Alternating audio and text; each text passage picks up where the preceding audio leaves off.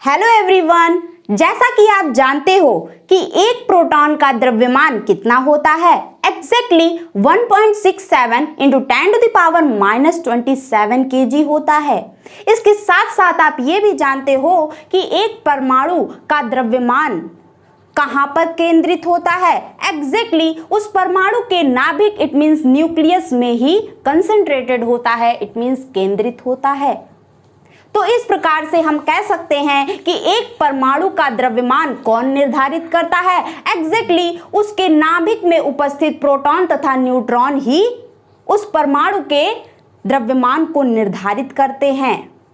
आपको पता है कि हाइड्रोजन के नाभिक में कितने प्रोटॉन तथा कितने न्यूट्रॉन्स उपस्थित होते हैं। एग्जैक्टली न्यूट्रॉन्स तो बिल्कुल नहीं उपस्थित होते हैं, सिर्फ और सिर्फ एक प्रोटॉन ही उपस्थित होता है। तो इट मीन्स हम कह सकते हैं कि हाइड्रोजन का जो द्रव्यमान होगा वो एक प्रोटॉन के द्रव्यमान के ही बराबर होगा। तो निकल कर क्या आएगा कि हाइड्रोजन एटम का जो मास है वो किसके बराबर हो जाएगा। एग्जैक्टली 1.67 इंटू 10⁻⁻27 kg के ही बराबर हो जाएगा। अब हाइड्रोजन एटम का ये जो मास आया है वो नंबर काफी ज्यादा कॉम्प्लिकेटेड है। देख रहे हो 1.67 10⁻⁻27 काफी ज्यादा कॉम्प्लिकेटेड है। तो साइंटिस्ट ने क्या किया, इस नंबर को सिंपल बनाने के लिए उन्होंने हाइड्रोजन एटम के द्रव्यमान को कितना मान लिया। एग्जैक्टली 1 AMU मान लिया। 1 AMU क्या है, इसका फुल फॉर्म क्या है। एग्जैक्टली एटॉमिक मास यूनिट इसका फुल फॉर्म है। तो इस प्रकार से हाइड्रोजन का तो पता चल गया कि द्रव्यमान 1 AMU होता है, लेकिन 1961 के पहले जितने भी अदर एलिमेंट्स थे, जितने भी अदर तत्व थे, अब बारी थी उनका द्रव्यमान कैसे निकाला जाए। अदर एलिमेंट्स के यदि हम एटॉमिक मास को 1 by 1 कैलकुलेट करते हैं तो काफी ज्यादा हमें डिफिकल्टीज फेस करनी पड़ेगी। तो इस प्रकार से हमने अपना इजी वे, सरल रास्ता अपनाने के लिए हमने क्या किया, कंपेयर करके अदर एलिमेंट्स का द्रव्यमान निकाला।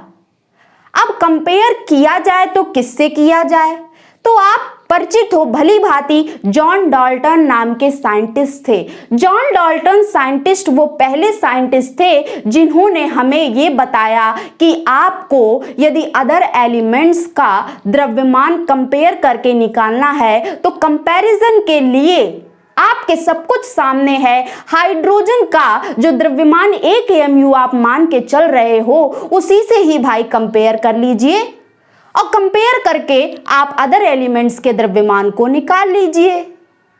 तो इस प्रकार से हमने 1 by 1 कंपेयर किया और अदर एलिमेंट्स का द्रव्यमान निकाला। तो चलिए निकालने चलते हैं। ओके, तो जैसा कि आप जानते हैं कि hydrogen gas it means H2, oxygen gas it means O2 के साथ में जब केमिकली रिएक्ट करती है तो वाटर मॉलिक्यूल बनाती है, इट मीन्स H2O बनाती है। इस रिएक्शन को यदि हम बैलेंस करेंगे तो क्या हो जाएगा, 2H2 plus O2 tense to 2H2O हो जाएगा। वाटर मॉलिक्यूल के यहाँ पर हमें 2 अणु प्राप्त हो रहे हैं, लेकिन यदि हम एक अणु का द्रव्यमान निकालेंगे तो वो कितना आएगा, एग्जैक्टली 18 AMU के बराबर आएगा। और आपको अभी हमने बताया कि हाइड्रोजन के एक परमाणु का द्रव्यमान हम क्या मान के चलते हैं, एग्जैक्टली 1 AMU मान के चलते हैं। यहां पर हमारे हाइड्रोजन के कितने परमाणु हैं, 2 into 2 इट मींस 4 परमाणु है। एक परमाणु का द्रव्यमान हमारा क्या आ गया है, 1 AMU होता है।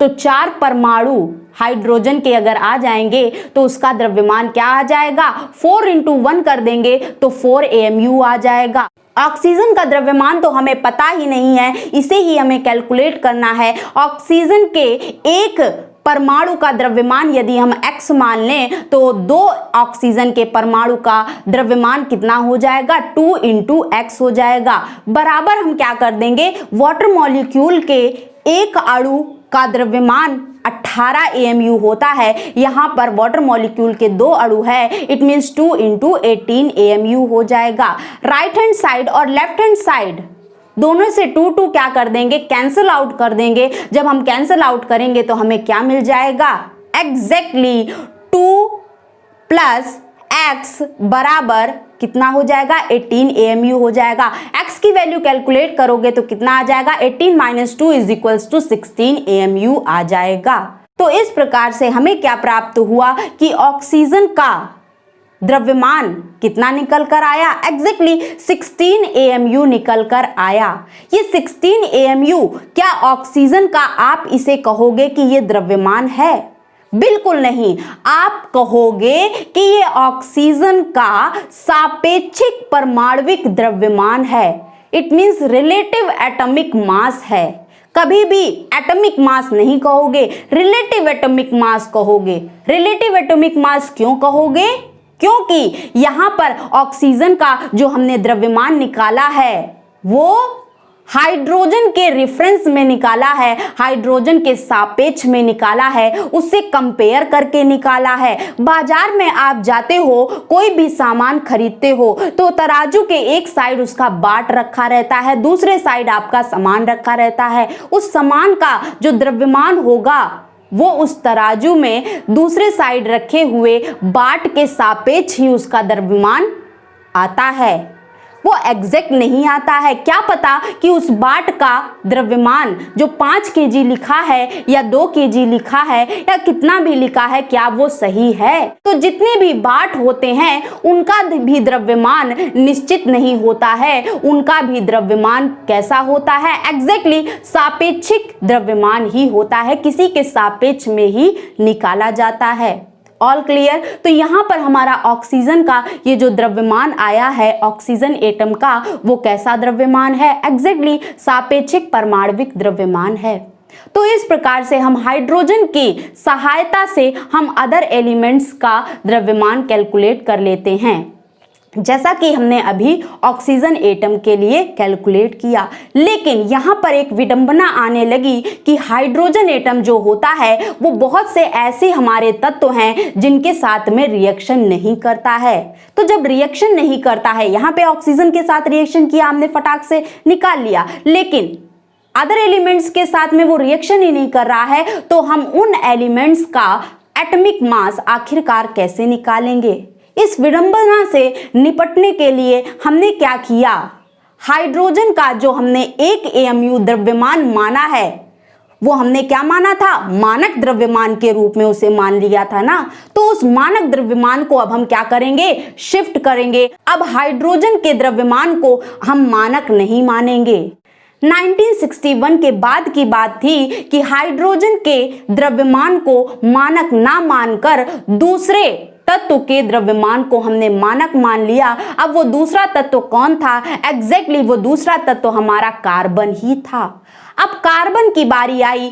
अब कार्बन के द्रव्यमान को हमने मानक मान लिया, तो मानक जब इसको माना तो सबसे पहले हमें इसके द्रव्यमान को कैलकुलेट करना होगा, तभी ना हम उस द्रव्यमान को मानक मान पाएंगे। तो इसके द्रव्यमान को कैलकुलेट करने के लिए हमने तराजू के एक साइड हमने क्या किया, हाइड्रोजन का 1 एटम रखा, और तराजू के दूसरे साइड हमने क्या रखा, कार्बन का 1 एटम रखा। जब हमने इन कार्बन तथा हाइड्रोजन को रखा तो तराजू हमारा बैलेंस नहीं रहा। बैलेंस करने के लिए हाइड्रोजन के साइड वाले पलड़े पर हमें और हाइड्रोजन रखने की आवश्यकता थी। तो 1 बाय 1 हाइड्रोजन के परमाणुओं को हमने रखना चालू किया, और कब जाके ये हमारा तराजू बैलेंस हुआ, एग्जैक्टली जब हमारा हाइड्रोजन के पलड़े में कुल 12 हाइड्रोजन एटम रख दिए गए, तब जाके हमारा तराजू बैलेंस हुआ। तो इस हिसाब से हमने कंक्लूजन क्या निकाला कि एक कार्बन एटम का जो द्रव्यमान होगा वो किसके बराबर होगा, एग्जैक्टली 12 हाइड्रोजन के परमाणुओं के द्रव्यमान के बराबर होगा। और आपको पता है कि हाइड्रोजन के एक परमाणु का द्रव्यमान 1 AMU हमने माना था 1961 से पहले, लेकिन अब हम उस द्रव्यमान को शिफ्ट कर रहे हैं ना, उस मानक द्रव्यमान को शिफ्ट कर रहे हैं ना। तो 12 हाइड्रोजन के परमाणुओं का द्रव्यमान कितना हो जाएगा, एग्जैक्टली 12 × 1 AMU हो जाएगा। तो हम कह सकते हैं कि कार्बन के एक परमाणु का द्रव्यमान कितना होगा? एग्जैक्टली 12 AMU के बराबर होगा। 12 AMU के बराबर हो गया किसका द्रव्यमान? एग्जैक्टली कार्बन का द्रव्यमान। लेकिन अब आप कार्बन का द्रव्यमान 12 AMU नहीं कहोगे, याद रखिएगा C12 कार्बन 12 के परमाणु का द्रव्यमान आप कहोगे कि 12 AMU है। कार्बन 12 नाम ही क्यों कह रहे हो? क्योंकि कार्बन के कई सारे समस्थानिक होते हैं, कई सारे आइसोटोप्स होते हैं, इस वजह से कार्बन 12 जरूर से जरूर कहा जाता है। तो इस प्रकार से कार्बन 12 का जो द्रव्यमान है वो हाइड्रोजन के एक परमाणु के द्रव्यमान से 12 गुना भारी है। कौन? कार्बन 12 का एक परमाणु। All clear? ओके। तो अब कार्बन 12 के द्रव्यमान की सहायता से हम अदर एलिमेंट्स के द्रव्यमान को कैलकुलेट करेंगे। तो कैलकुलेट करने के लिए हम क्या करेंगे? फॉर्मूले का यूज करेंगे। अदर एलिमेंट्स का जो द्रव्यमान कैलकुलेट करेंगे कार्बन 12 की सहायता से, उसे हम किस नाम से जानेंगे? एग्जैक्टली सापेक्षिक परमाणविक द्रव्यमान के नाम से जानेंगे, रिलेटिव एटॉमिक मास के नाम से जानेंगे। क्योंकि एग्जैक्ट तो वैल्यू नहीं आ सकती ना, हम उसके सापेक्ष में निकालना है ना। तो फॉर्मूला हमारा क्या होता है रिलेटिव एटॉमिक मास का? तो रिलेटिव एटॉमिक मास जो होता है वो किसके बराबर होता है? एग्जैक्टली किसी तत्व के एक परमाणु का द्रव्यमान बटा 1/12 गुणे कार्बन 12 परमाणु के द्रव्यमान के बराबर होता है। तो इस फॉर्मूले से यदि आप अदर तत्वों का सापेक्षिक परमाणविक भार निकालोगे तो आसानी से निकल जाएगा। चलिए एग्जांपल ले लेते हैं, जैसे सोडियम। सोडियम का आपको क्या निकालना है? रिलेटिव एटॉमिक मास निकालना है। तो आपको पता है सोडियम जो तत्व है उसके एक परमाणु का द्रव्यमान कितना होता है? एग्जैक्टली 11 AMU होता है। All clear? तो न्यूमरेटर में हम 11 रख देंगे, बटा लगाएंगे, 1 बटा क्या हो जाएगा? 12 हो जाएगा, इंटू कार्बन 12 के एक परमाणु का द्रव्यमान कितना होता है? एग्जैक्टली 12 होता है। तो इसको आप कैलकुलेट करोगे तो क्या आ जाएगा? 12 से 12 कैंसिल हो जाएगा। आपके सोडियम का रिलेटिव एटॉमिक मास क्या निकल कर आएगा? एग्जैक्टली 11 AMU निकल कर आ जाएगा। All clear? ओके। तो इस प्रकार से आपने ये जाना कि relative atomic mass it mean सापेक्षिक परमाणविक भार आखिरकार क्या होता है। तो सिंपल से इसकी डेफिनेशन है कि किसी तत्व के एक परमाणु का द्रव्यमान कार्बन 12 के परमाणु के 1/12 गुना के कितने गुना भारी है। All clear? ओके। तो इस प्रकार से आप रिलेटिव एटॉमिक मास से भली भांति परिचित हो गए। इसके साथ साथ 1961 के पहले कैसे अदर एलिमेंट्स के द्रव्यमान को कैलकुलेट किया जाता था और 1961 के बाद कैसे अदर एलिमेंट्स के परमाणु भार को कैलकुलेट किया जाता था, इससे आप भली भांति परिचित हो गए। ओके। तो आज के लिए इतना ही। अगर आपको हमारी क्लास, हमारे पढ़ाने का तरीका पसंद आए तो आप अपने चैनल परीक्षा गांव को लाइक करिए, सब्सक्राइब करिए और ज्यादा से ज्यादा शेयर करिए। शेयर करना ना भूलिएगा। ओके।